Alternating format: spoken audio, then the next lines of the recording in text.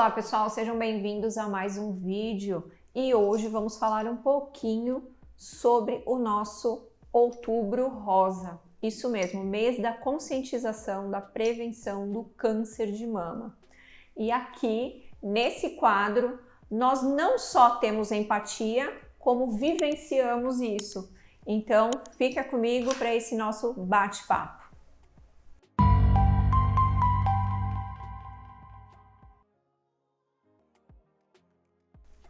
Bem, meninas, esse quadro foi feito para mim, para vocês e para todas, né? Esse quadro foi feito de coração por uma pessoa que tem empatia, né, por essa causa e que também vive essa causa, né? Quem me segue aqui no Instagram ou no YouTube sabe que ano de 2021 para 2022 eu descobri o câncer de mama. Resolvi levantar essa bandeira, né? Principalmente porque através do meu diagnóstico precoce eu tive um prognóstico muito bom. Então é de suma importância que não somente no mês de outubro, mas durante todos os dias nós, mulheres, pensemos nesta questão do câncer de mama, principalmente porque, segundo estatística do Instituto do Câncer, o câncer de mama é o segundo câncer que mais acomete, que mais mata mulheres no Brasil, tá? Ele só perde para o câncer de pele.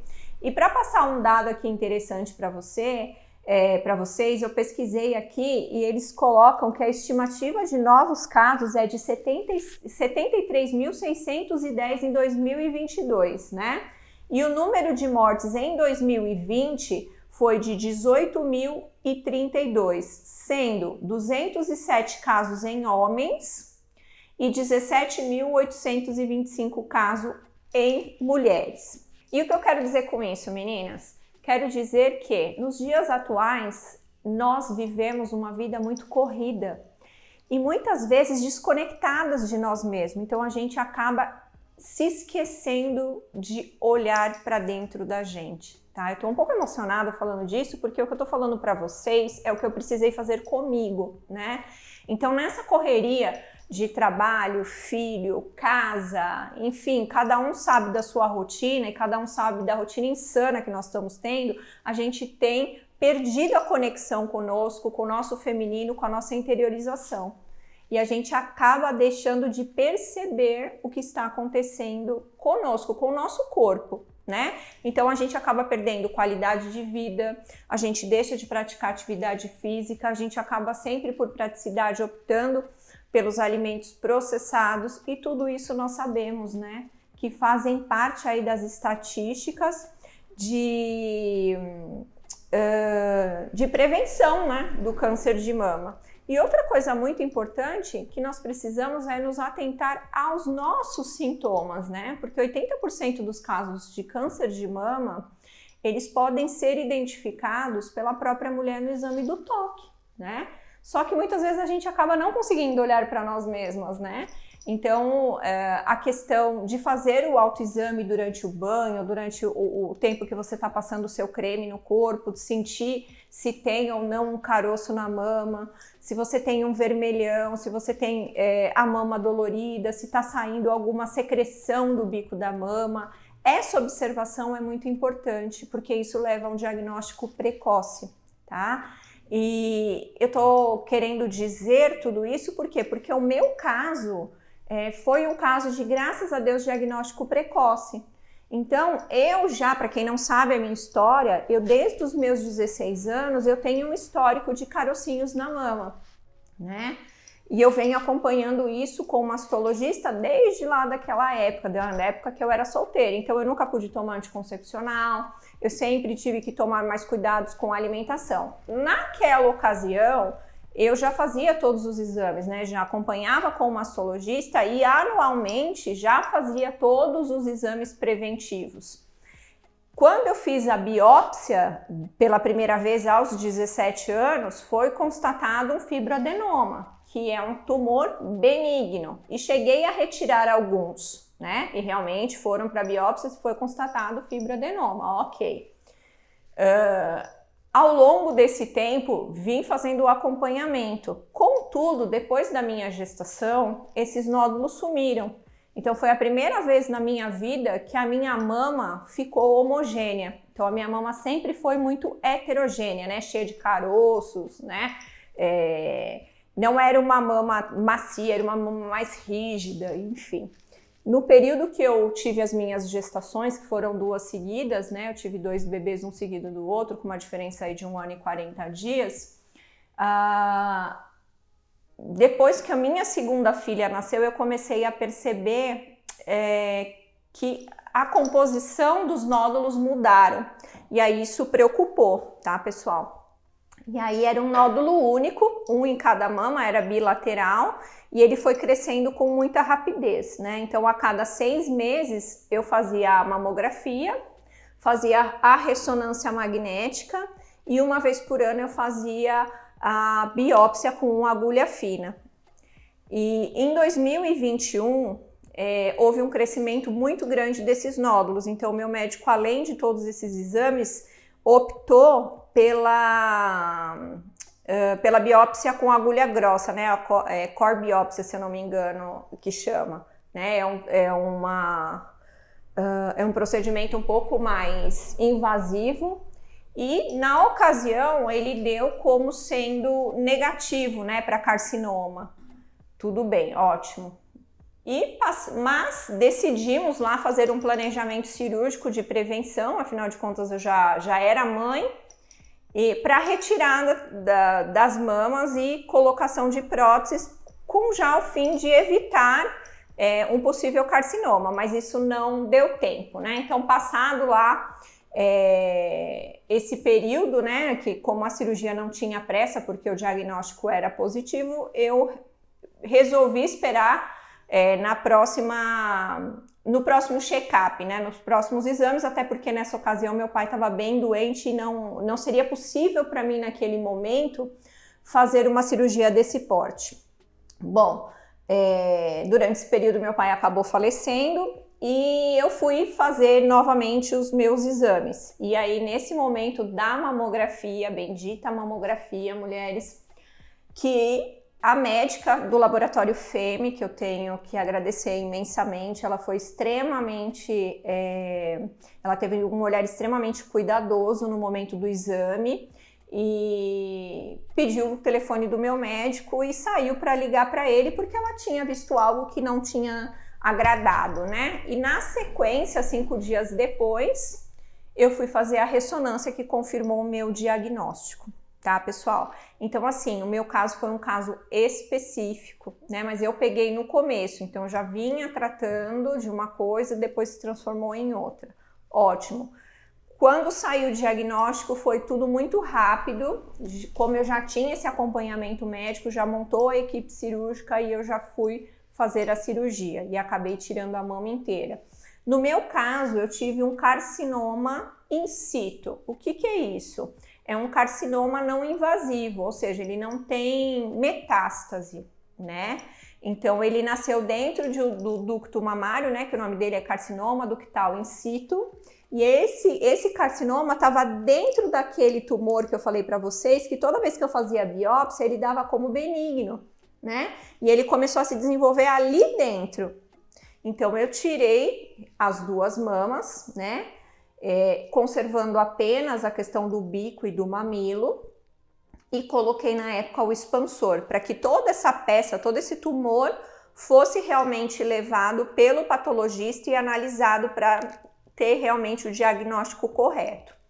Quando o diagnóstico saiu, eu passei por uma equipe de mastologia, de oncologia, que determinou qual seria o tratamento a ser seguido. Então, por eu não ter tido metástase, eu consegui fazer somente a radioterapia, mas foi uma radioterapia de 18 sessões e bem forte, tá? Passei bem durante todo o processo de radioterapia, eu ia para radioterapia sozinha, voltava sozinha, ia no meu horário de almoço, né? Obviamente é incômodo, mas eu consegui superar tudo isso. Terminei a minha radioterapia exatamente no dia 4 de setembro de 2022, tá? Então, essa cronologia aí que a gente tá falando começou em 2021, mais ou menos em abril de 22, eu descobri realmente o diagnóstico de câncer, operei o câncer no dia 29 de junho ou julho de 22, eu não me lembro muito bem a data, e comecei a radioterapia no comecinho de outubro, né? Como foram 18 sessões seguidas, todos os dias, exceto sábado e domingo, eu terminei a radioterapia em novembro e precisei esperar 6 meses para fazer a cirurgia de reconstrução da mama. Nesse meio tempo, eu ia fazendo as expansões do expansor. Para quem não sabe, o expansor é uma prótese que é colocada quando a gente faz o esvaziamento da mama. Essa prótese é uma prótese vazia e tem válvulas, né? Então, cada expansor tem sua válvula que fica aqui mais ou menos nessa região. E de tempos em tempos você vai ambulatorialmente preenchendo essa prótese a fim de que a musculatura, de que você vai fazendo realmente a expansão, preparando a sua pele, preparando a mama para receber a prótese.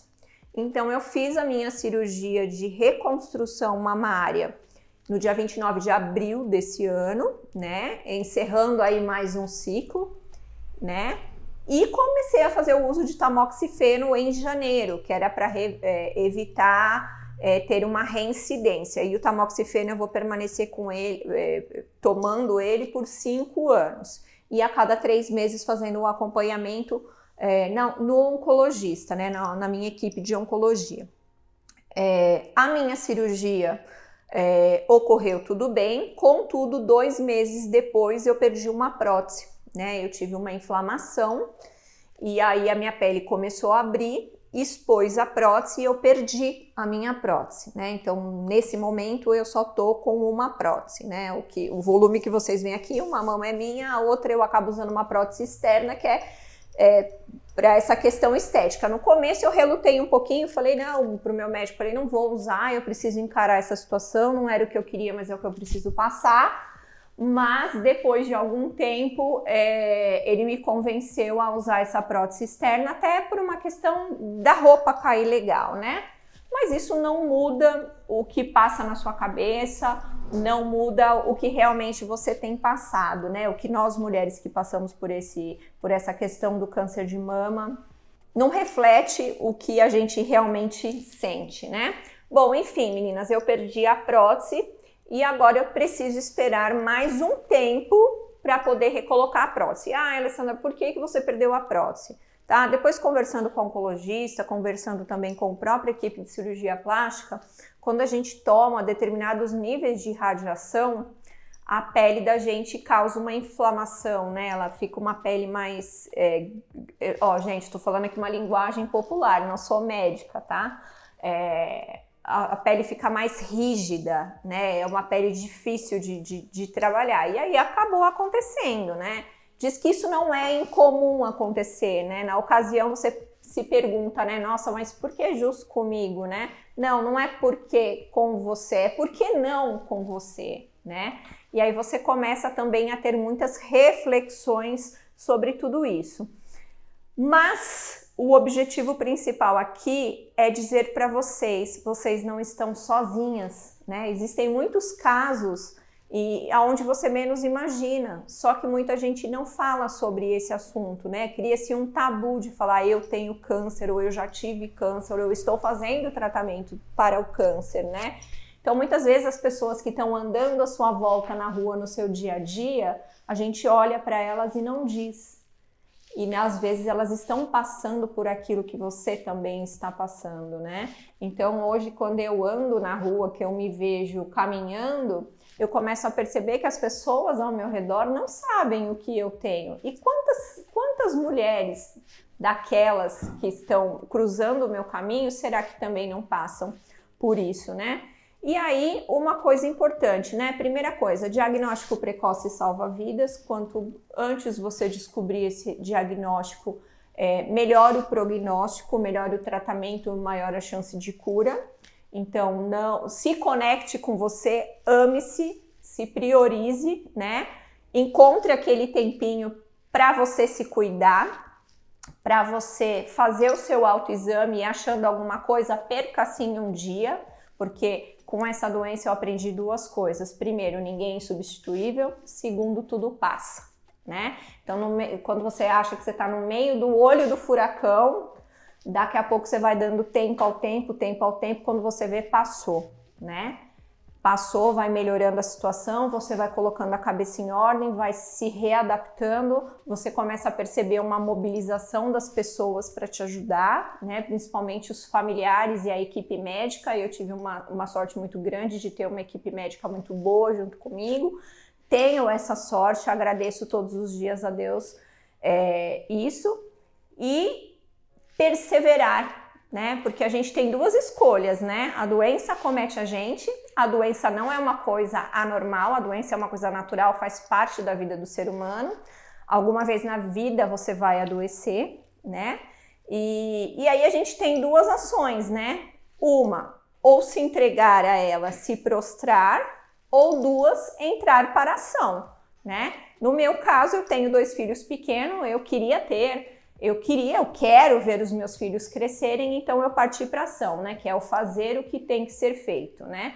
Acometer o meu corpo, mas a minha cabeça precisa estar lúcida, porque se a minha cabeça está lúcida, eu comando o meu corpo e tenho forças para ir à luta, né? Sei que isso é uma coisa que cada pessoa vai sentir e perceber de alguma maneira, mas o que eu posso dizer para vocês tudo passa, tá? Então eu passei pela pior fase, acho que a pior fase foi quando eu descobri, quando o meu médico, o Dr. Anderson, me deu o diagnóstico e falou assim, olha, estamos diante de um carcinoma, vamos ter que retirar a mama e esperar para ver o tipo de câncer, né, o tipo de carcinoma que é. Então isso para mim foi um baque, porque eu pensava nos meus filhos, né? E naquele momento, assim como todas vocês, eu perguntei, por que comigo, né? E depois refletindo, pensando, parando, eu cheguei à conclusão de que não é por que comigo, é por que não comigo, né? Se todo mundo adoece, né? E o que isso quer me ensinar? O que eu preciso aprender com essa doença, né? E graças a Deus que a medicina está tão avançada que eu tenho chance de cura, eu tenho chance de vir aqui contar minha história para vocês, eu tenho chance de compartilhar isso com outras mulheres, alertar para levantar essa bandeira do diagnóstico, do se cuidar, do se prevenir, né? E amanhã depois eu vou rir de tudo isso, né? Porque tudo isso vai passar com certeza e deixou um grande aprendizado, né? Então, nesse mês de conscientização do câncer de mama, que é uma coisa tão importante e que tem acometido tantas mulheres, o meu recado para você se ame, se priorize. Deixa tudo de lado e vai cuidar da sua saúde. Arrume um tempinho para fazer o seu check-up, arrume um tempinho para se autotocar, para prestar atenção, não só na mama, mas em qualquer coisa que não esteja legal em você, porque se você não se amar, mulher, você não vai ser capaz ou não vai conseguir estar presente para amar todos aqueles que nós, mulheres, temos a capacidade de abraçar. Né, que tecnicamente a gente abraça o mundo, né? A gente acalenta o filho, a gente trabalha, a gente cuida do marido, a gente cuida da família, a gente cuida dos nossos pais. Mas para que a gente possa fazer isso com força, nós precisamos estar bem com nós mesmas, né? Então a gente precisa realmente se amar e se priorizar, porque somente dessa maneira nós vamos conseguir ajudar todo mundo que está ao nosso redor. Beleza? Então vamos lá. Feliz Outubro Rosa, né? Feliz de podermos conversar sobre isso, feliz de podermos divulgar, levantar essa bandeira e nos ajudarmos. Um grande beijo e vejo vocês no próximo episódio de Câncer de Mama. Vamos falar sobre isso.